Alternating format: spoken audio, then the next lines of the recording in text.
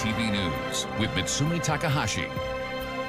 Good evening. In just 2 hours' time, the Orion space capsule carrying the astronauts of the Artemis II mission will splash down off the coast of San Diego. The crew's now getting ready for the most dangerous phase of the mission, the re-entry into Earth's atmosphere. Here's Camille Caramali.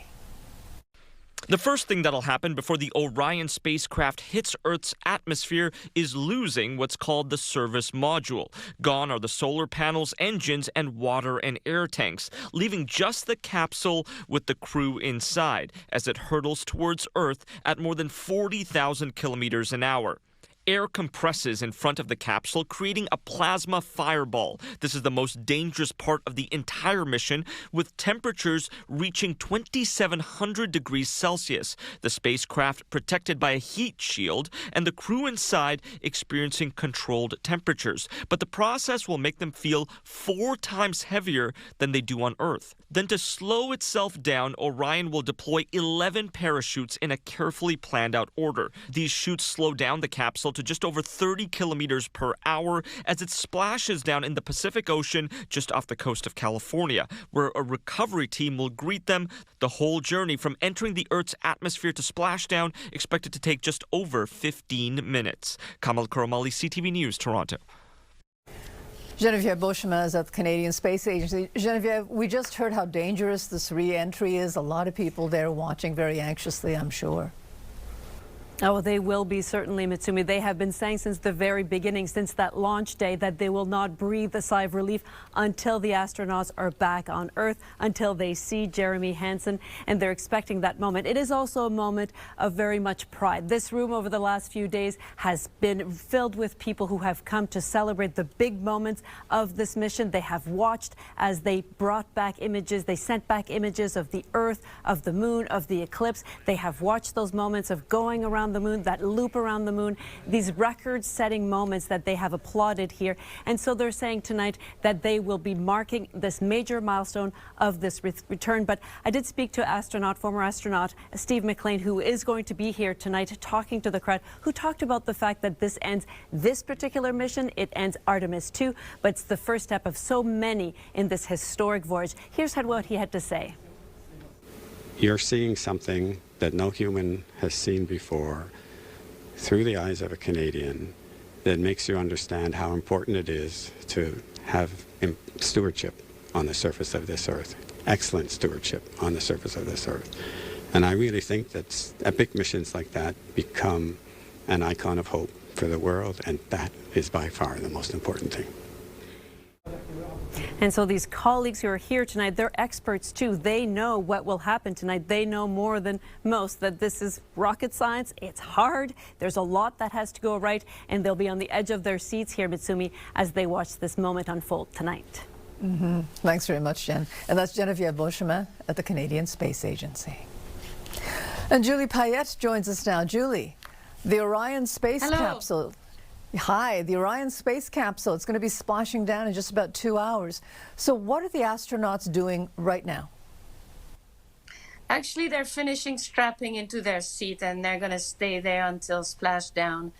It is a phase where you're sitting down much earlier before entry and a phase, and you've rehearsed that many, many times, so you're prepared for anything. There is a lot of talk, Julie, about this re-entry into Earth's atmosphere.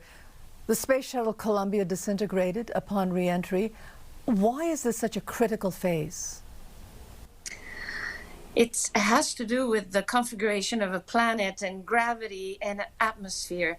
As a spaceship goes around the Earth, whether it's a space shuttle or any other capsule, it has to come back in, and then it touches the upper layers of the atmosphere, and it causes friction between the really high-speed spacecraft and the gases of the atmosphere, and that friction produces heated plasma and gases and really thousands of degrees Celsius of heat around the capsule. So it's extremely delicate to bring back a spacecraft on Earth. Julie, you've done this. What does coming back to Earth and going through re-entry feel like? I had the chance of being twice in the cockpit of the space shuttle for both my re-entry. My first reentry was at night, so I actually saw with my own eyes this ball of fire engulfing the space shuttle as we were coming into the upper atmosphere at 25 times the speed of sound. In the case of Artemis II, they will be coming in even faster because they accelerated all the way from the moon, all the way to the Earth, constant acceleration. So they're coming in at 38,000 kilometers per hour. It's extremely fast. That's why we have such a precise point in which we want it to enter. Not too high, not too low. And what is it going to be like, first off, when the astronauts first come out of this capsule, and what will the next few days be like for them? Oh, I can assure you there's such a feeling of mission accomplished when you land back and that's it. It's the end. You're so proud of the people who did the mission, proud of being a small part of it. It is a feeling, a real elation and pride on mission accomplished. So I know they're going to feel like that. They're going to look forward. They're going to be so celebrated in the next few days and the next few months. They will sip through photos and videos, but more importantly, they will attend a ton of debriefs with all the various components and operations of the spacecraft in order to share lessons for the next Artemis missions. And I think it's really difficult for most of us to really get a grasp on just how incredible an accomplishment this has been, because it has been remarkable, hasn't it? It has been absolutely fantastic, and I can tell you, we the people who have been privileged to fly in space, we look at this and are absolutely awed. I think the crew was fantastic. The mission was so well run and so well planned. It is very important for the next step and landing on the moon in the next few years. But I was also reflecting, Matsumi, on the fact that we did that with the Apollo mission more than 50 years ago. We did bring back capsule at this kind of speed and with successful re-entry to the atmosphere. One of the big differences today is we have better equipment, we have better spacecraft, we have better techniques and stronger and more powerful computers. But more importantly, we have a lot more communication. And I think that's what the crew celebrated with us in the last 10 days. They celebrated the beauty of the world we live in and the fact that human living people, when they go somewhere, we want to go with them, even if it's only in spirit. Well said, Julie. Thank you very much for this. Thank you. There's a warning today about Sante Quebec that contains certain shades of the Saclic scandal. The cybersecurity minister is warning that Sante Quebec's digital platform is not ready. The platform is set to roll out in a month. Stéphane Giroux has more. The Quebec Minister for Cybersecurity, Gilles Bélanger, is worried. The province isn't ready for a safe rollout of its digital platform for the healthcare system that is scheduled a month from now. Mostly what we underestimate is with new technology is the change management. That's always the same thing. We do not budget for that. So if there's no budget for that, we try to push it, and that's where there's catastrophe. The system is called DSN for Dossier Santé Numérique.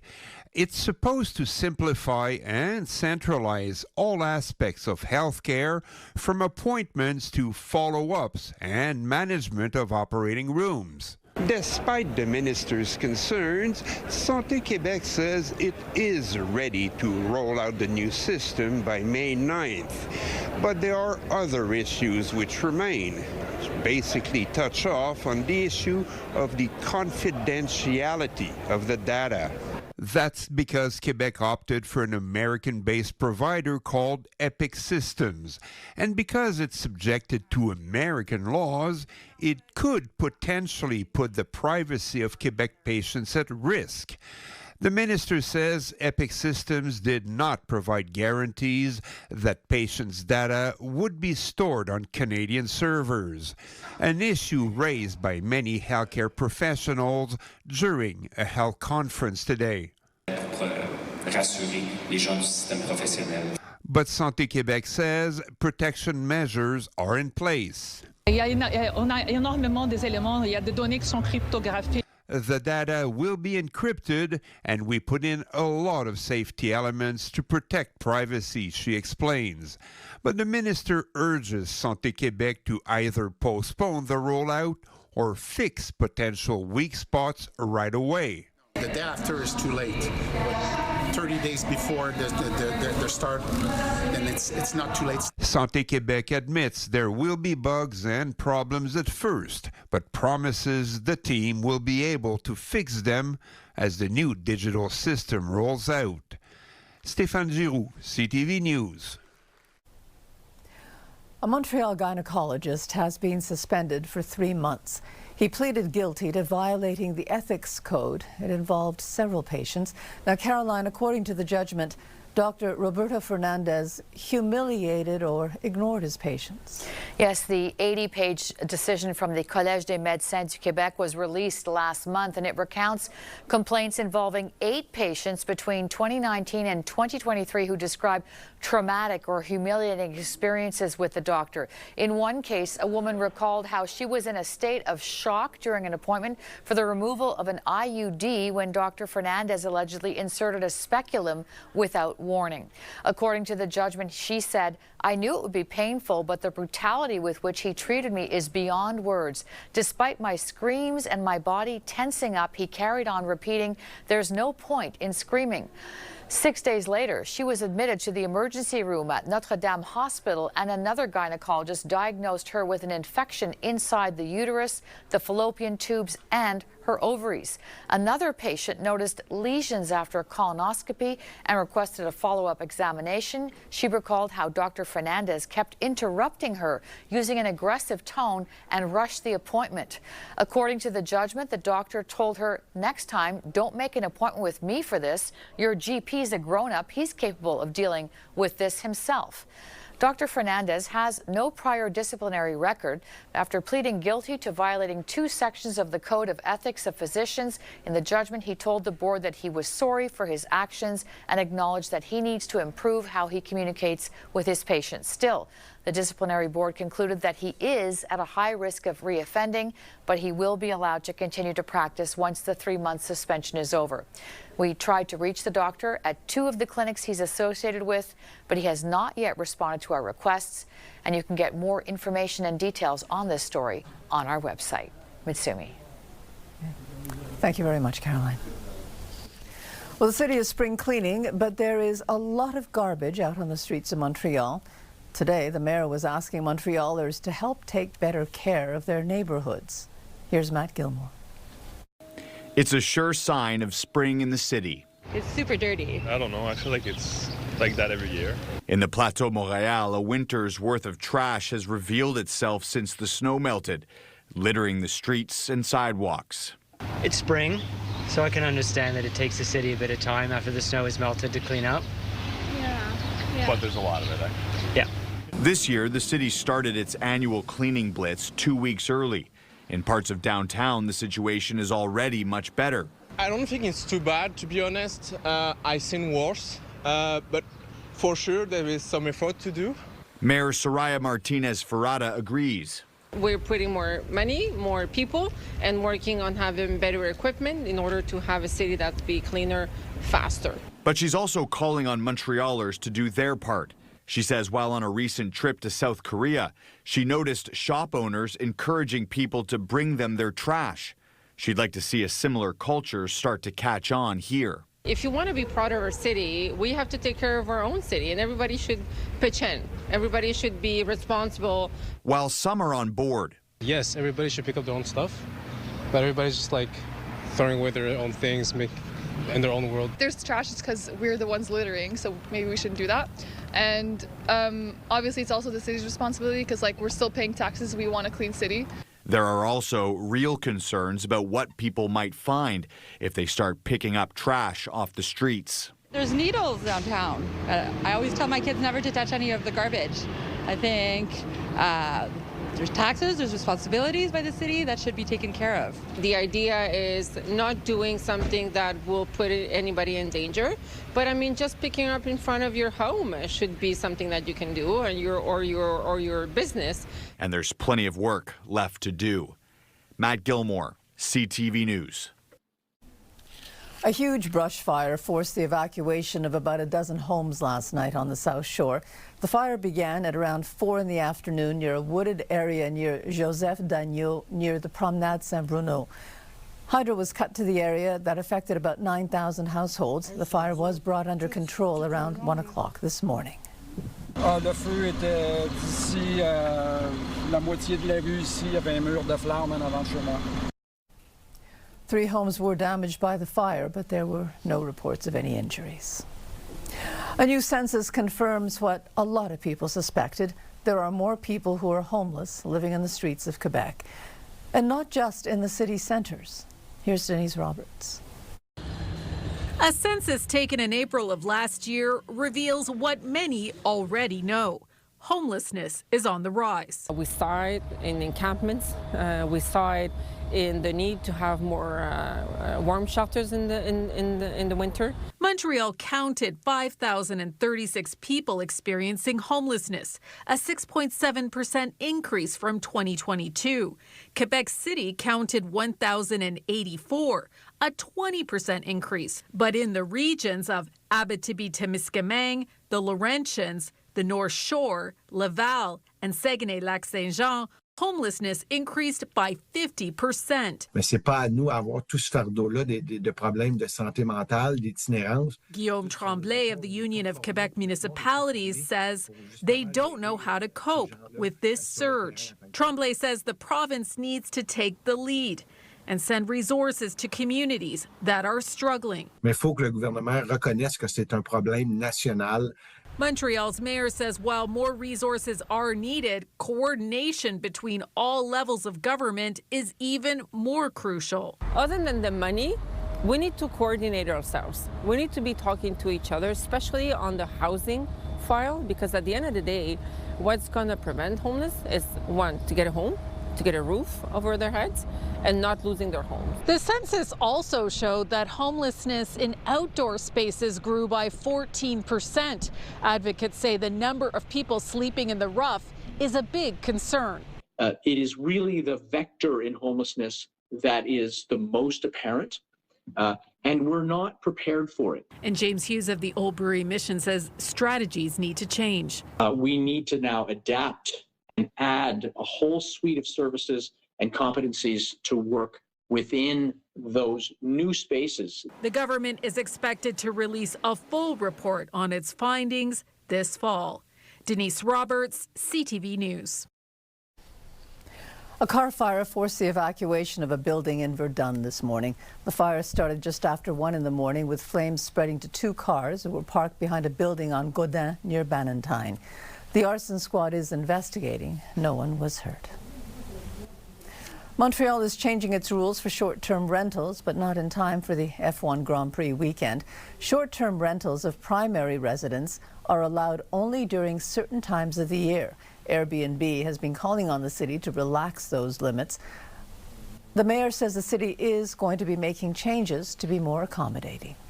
Couldn't have that done by the time that the F1 was going to be there, but we're going to be working on that to make sure that we have some set of rules that will make it more hard to not rent your residence. We are okay with residence. Your own residence, we're fine with that, but not to commercialize homes that can actually be on the market for a long time. Gas prices have fallen heading into this weekend. It's because of the ceasefire in the Middle East. At some stations, the price is down by 13 cents a litre. The group Canadiens for Affordable Energy says the price of diesel is also down. It also says prices are not expected to go up tomorrow, but there might be a small increase on Sunday.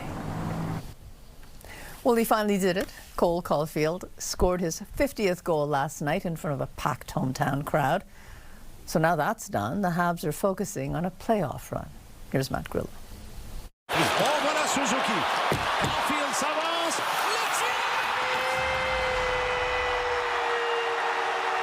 It was a magical moment 36 years in the making. Cole Caulfield becomes the first Canadiens player since 1990 to score 50 goals in a season. But it's been even longer since the feat was accomplished on home ice. It was so long ago, Canadiens in-house announcer Michel Lacroix admits he can't remember if he called that one. The last time it happened in Montreal was Pierre Larouche, and it was in 79, 1980. So I was with the team then. I think I might have done it, or Claude Mouton might have done it. I'm not sure. I mean, we're going back 50, close to 50 years. But he was surely on hand for last night's historic moment, something fans will never forget. It was amazing. We came from New Jersey to be here tonight for Caulfield. Wait, this is my son. Look what is on his back. Look at this. That's why we're here. The 50th goal, we exploded.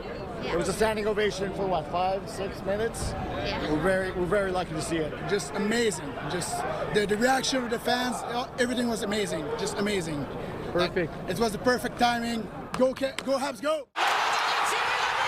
The Canadiens are stacking wins to finish off the regular season with big victories against top-ranked teams. And they've proven that. Two of those top teams are Tampa and Carolina, and their last two games against those teams in the last month, they have beat them both. And it has people wondering if this year the Habs can go the distance. When you look at our team right now, with the young kids that are playing there, we said we are going to get that 25th Stanley Cup maybe a little sooner than we thought. Perhaps why the cheapest playoff tickets for Game 1 are nearing $1,000 for the pair. This is one of the hottest tickets. It's one of the hottest teams. This is going to be an incredible playoff run. The hype in the city prior to the playoffs is already at an elite level. I can't even imagine what it's going to be like once the playoffs get going. When you need a special player for a special moment, these guys come up instantly. Cole is one of them. And with the Habs peaking at the right time, it could be a playoff run to remember. Matt Grillo, CTV News. Coming up, the skill of the Mohawk iron workers. If you're crossing the beam and it's windy and then it hits you, then you just take a knee, and wait for the wind to pass, get back up and go. A look at the men who built almost every skyscraper in North America. And the U.S. and Iran set to meet in Pakistan for peace talks. 3 days into the ceasefire, and ship traffic through the Strait of Hormuz remains at near standstill. But peace talks are underway. Christiane Cordero reports. In a matter of hours, Vice President J.D. Vance is set to meet with Iranian officials in Islamabad, Pakistan, which is hosting peace talks between the two countries. If the Iranians are willing to negotiate in good faith, we're certainly willing to extend the open hand.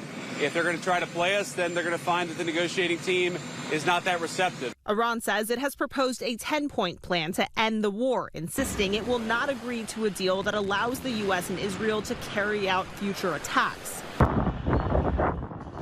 Also in contention, whether Israel is violating the ceasefire agreement with its attacks on what they say are Iranian-backed Hezbollah targets in Lebanon, even today, and whether Iran has effectively reopened the Strait of Hormuz, where a fifth of the global oil supply passes through.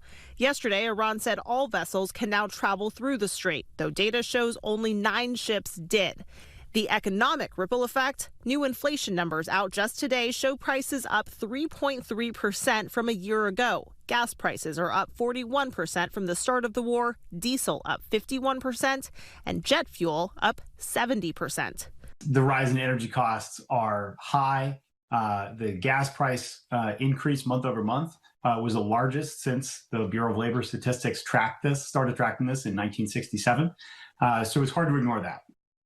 The price of energy impacts almost everything else. Moody's Analytics says inflation is already costing the typical household an extra $233 more a month compared to last year. Christiane Cordero, ABC News, Washington. The Liberal National Convention in Montreal today heard from one of the former Conservatives turned Liberal. Annie Bergeron-Oliver reports.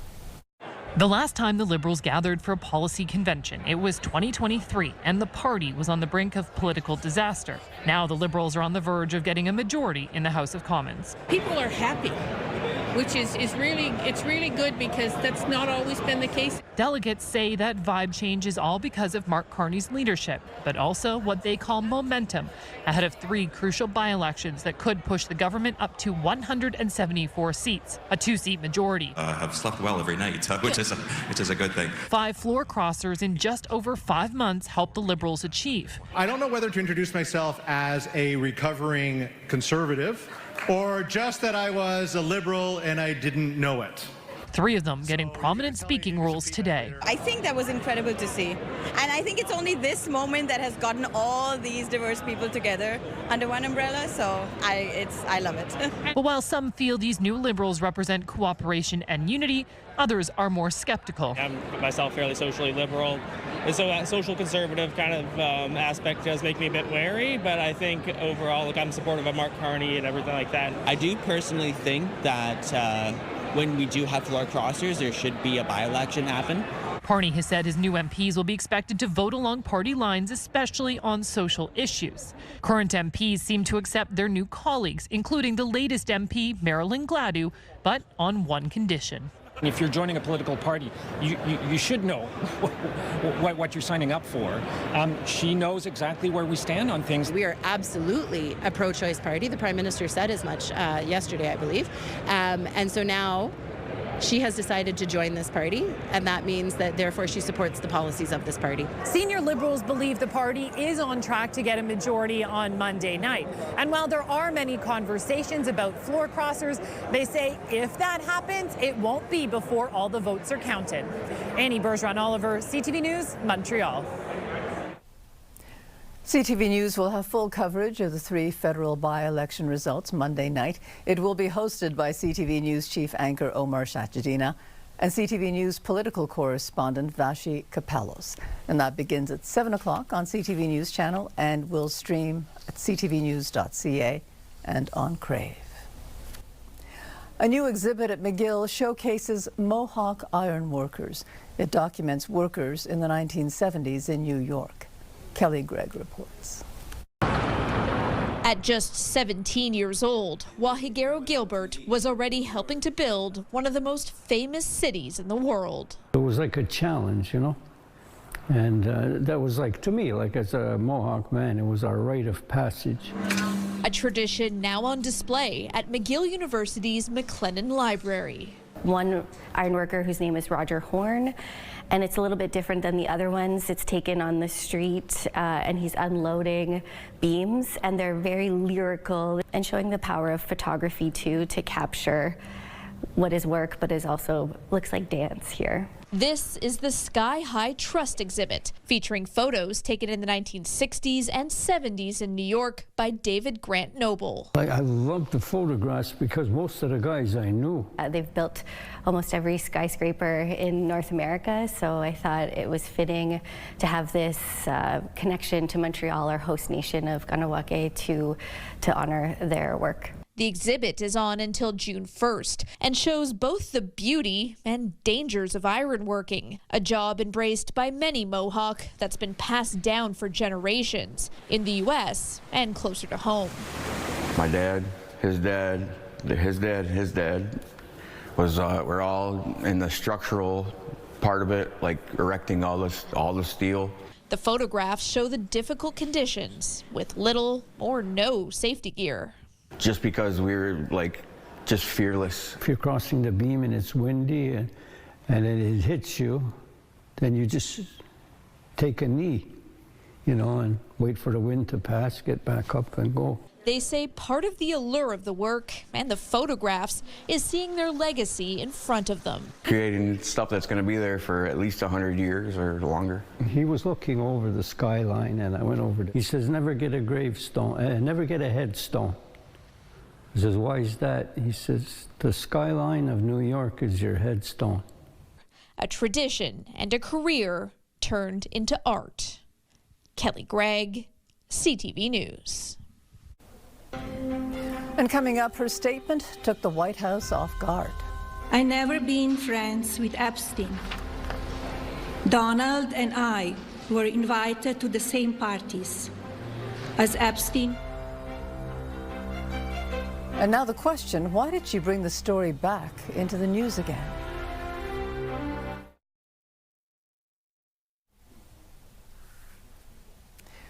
First Lady Melania Trump went public yesterday with a statement about Jeffrey Epstein, and it seems to have taken the White House entirely by surprise. Sophie Flay reports. This morning, new reaction to First Lady Melania Trump's unprecedented speech, denying she had any relationship with sex offender Jeffrey Epstein. I never been friends with Epstein. Donald and I were invited to the same parties as Epstein from time to time. To be clear, I never had a relationship with Epstein or his accomplice, Maxwell.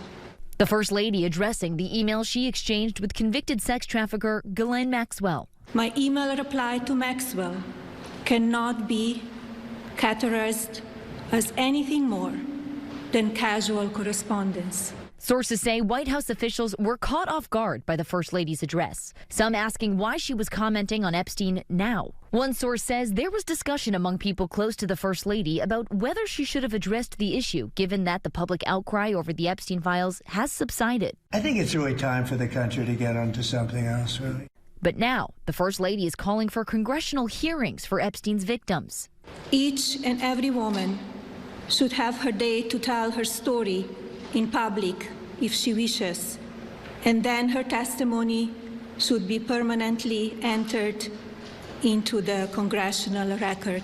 A group of Epstein survivors now responding, accusing the First Lady of shifting the burden onto survivors rather than pushing for accountability. Writing, survivors of Jeffrey Epstein have already shown extraordinary courage by coming forward, filing reports, and giving testimony. Asking more of them now is a deflection of responsibility, not justice, and claiming the Trump administration has still not fully complied with the Epstein Files Transparency Act. Sophie Flay, ABC News, New York. Weather brought to you by Gratian-Scaff. Second pair is a gift event including designer frames. A second pair free for limited time. Well, it was a gloomy day, but the sun will come out tomorrow, as they say. Checking in with our current temperatures, we're seeing 7 degrees in Sherbrooke, a cooler 5 degrees in Mirabel and Montreal. But of course, earlier today, we were seeing a double-digit high. So that number was sitting at 12. That is warmer than our normal daytime high at this point in the season. But take a look at that normal low that sits at 0 right now, and we are looking at a slight move down toward that tonight. So our expected low for the evening is sitting at +2. Don't be surprised if you see mainly cloudy skies, but here's where the sunshine comes in. We're looking at a sunny start to the day tomorrow, along with a wake-up temperature of +3. And for more good news, we are expecting to hold on to that sunshine as we head into the afternoon. We'll see a few clouds roll in, also expecting some winds to pick up coming over from the northwest, gusting up to 40 kilometers as we move up to a daytime high of 9 degrees. So if we put that future cast into motion, we'll look at how these clouds start clearing away to start the weekend. It's around 4 in the afternoon on Saturday where we start to see a few more coming in before they clear out in the evening. But of course, we do have this rain system looming that's expected to make its way over toward Montreal by late on Sunday. So on Sunday, we're looking at a daytime high of 11 degrees, and then get ready for some rain. We could see up to 17 millimeters coming in from Sunday as we head into Monday. And if you look at our weather board, we are seeing that rain sticking around all the way up until Thursday. So you'll want to have, once again, that rain gear ready. We're looking at 6 millimeters on Monday, another 6 on Tuesday afternoon, possibly as much as 13 on Wednesday, and another 4 to come on Thursday. A reminder, though, that we are looking at some double-digit highs coming in with that next week. And coming up, the first game is this Saturday. It's an exciting league. It's a fast league where young talent are trying to showcase their skills. And it pays tribute to the Montreal Supra of the 1980s. Menswear provided by Ernest. Elevate your style with Ernest. Your health, brought to you by Gratianscap's second pair is a gift event including designer frames. A second pair free for a limited time. A recent headline in a mainstream fashion magazine read, "Why ear seeding, not coffee, is my first step of the day." The writer went on to say that 2 ear seed stickers kept her headaches away. And apparently they're fashionable now as they come in crystal and gold. Jonathan Jarry is with the McGill Office for Science and Society. Hi, Jonathan. Hi. So how exactly is this ear seeding supposed to work? So ear seeds come in different formats. Some are little round balls the size of a small ear stud. Others are actual plant seeds, often from the Vaccaria plant. And they are stuck to a bit of medical tape, and you're supposed to stick them to specific parts of the external ear and rub them throughout the day.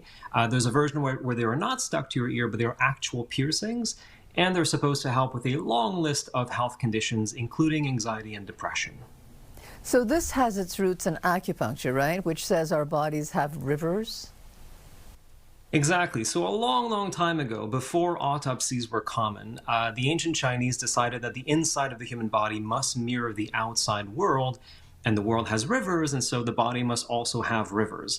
They call them meridians, and they were supposed to channel a sort of life essence called qi. And while it is true that we have rivers in the form of blood vessels and lymphatic vessels and nerves in a way, this acupuncture model is not biologically real, and the meridians do not consistently map onto anatomical structures. And, you know, what people call ear acupuncture, it's not Chinese, though. No, it is not. So this is pretty funny. It was created in the 1950s by a French neurologist. So he thought that there was a connection between the ear and the rest of the body, specifically that the ear looked like an inverted fetus.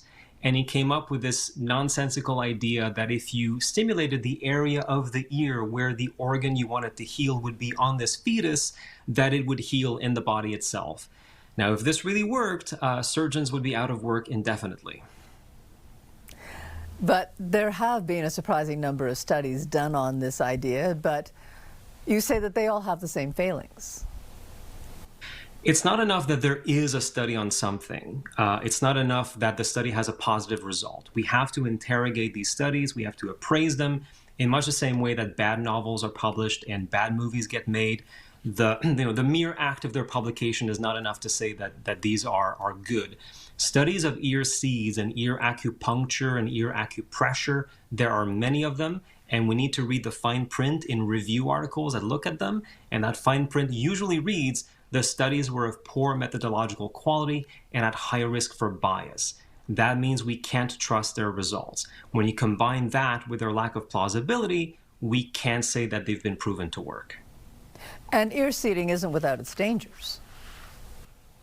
No, although I've seen way worse pseudosciences in terms of harm. But these little seeds, they can fall into the ear canal, and then you will need a doctor with a pair of forceps to remove them potentially. And of course, if you're delaying proper medical treatment because you're relying on this, that is also a form of harm. But Jonathan, you know, people who do it swear by it. So are they in fact getting any benefit, even if it's just psychological? I don't want to completely dismiss placebo effects, but they are temporary. So on the plus side, ear seeds give a sort of agency. It feels like you're doing something to treat your headaches or your anxiety. That can temporarily make you feel better, but there's a flip side to it, which is that when it doesn't work, you blame yourself because you're told that this works if you do it right. So these little placebo effects, they can make you feel good for a bit, but if you have a legitimate medical condition, these ephemeral effects just won't cut it. Okay. Thank you very much for this, Jonathan. Thank you for having me. Montreal has a new pro men's soccer team. FC Supra du Quebec begins its inaugural season tomorrow. Matt Gilmore reports. Montreal's newest pros are putting the final touches on preparations. FC Supra kick off Saturday in the Canadian Premier League, an all-Canadian professional division now entering its 8th season. It's an exciting league. It's a fast league where young talent are trying to showcase their skills at a professional level. Team captain David Choinière is one of the most decorated players in the league's history, winning 4 championships in 7 years with Hamilton's Forge FC. He's now returning home to lead this young group into its first season. I mean, it's an honor. When I heard the news there will be a team in Quebec, I think it was a no-brainer for me. The team is the result of years of work by former Montreal Impact player Rocco Placentino. Playing the game for 12 years as a pro and then stepping into the amateur world at Saint Laurent for 13 years led me to believe that there's too much talent in this province and a lot of missed opportunities for young players. To make the team, players have to be born and raised or played at least 1 year of amateur soccer in Quebec. All of us have played on these fields all over Quebec, and that unites us, and it makes it mean a little bit more. The same is true for head coach Nicolas Rezahi, who worked his way up from youth coach to college level, semi-pro, and now professional. To grow up in the system and then to know that there's an extra step, there's an extra follow-through, there's something that means a lot to us, something that's created from zero and that I can put my stamp on it. It's pretty cool because some of us were on this journey together, especially in the later stages. The players and facilities may be brand new, but the name and uniforms pay homage to the Montreal Supra, a pro team from the 1980s with deep connections to today. You know, it all started with the Supra, and to bring that name back as well is extremely special. Like this version of the Supra, the original club was founded to provide a platform for local talent. Players like Nick DeSantis went on to play for and coach the Montreal Impact.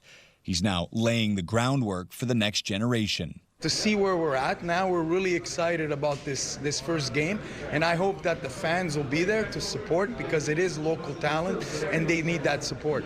For its first season, FC Supra will play home games in Laval, Montreal, and in Quebec City.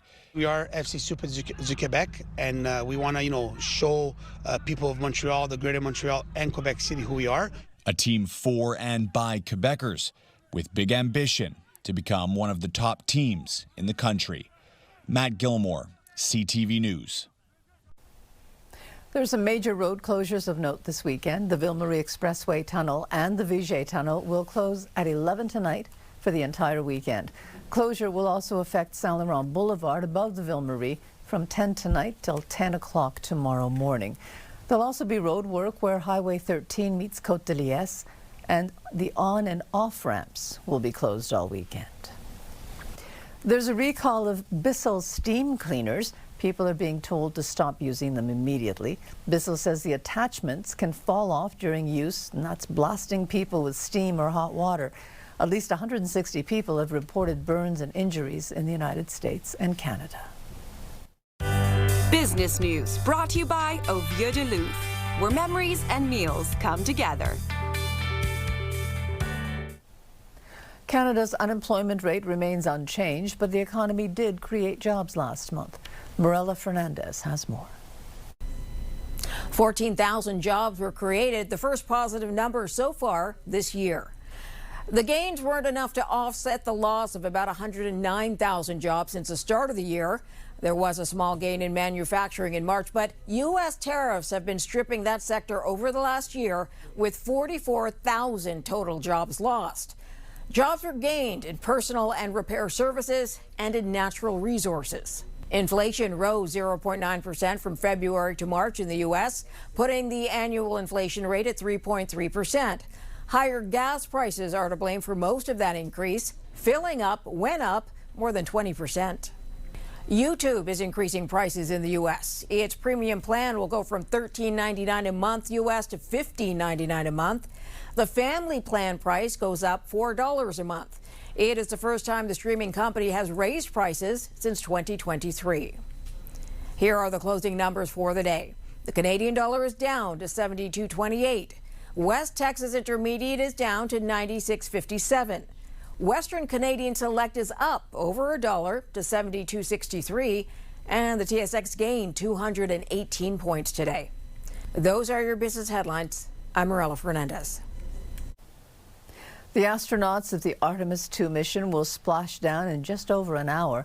Caroline, a lot of people are going to be watching that. I believe so. Fair to say hundreds of millions, if not billions of Earthlings will want to see the re-entry of the Orion spacecraft, which is scheduled at 8:07 Eastern Time tonight. This is must viewing for science and astronomy geeks and anyone really who's been watching the 4-member crew make new distance records in space travel for humans, share never before seen images of the backside of the moon, name new craters, and watch their view of the planet Earth disappear from behind the moon. We are all hoping for a safe return of Canadian Jeremy Hansen and his fellow American astronauts who have so much more to share with us, and we will have reaction to it all at 11:30 tonight. Mitsumi.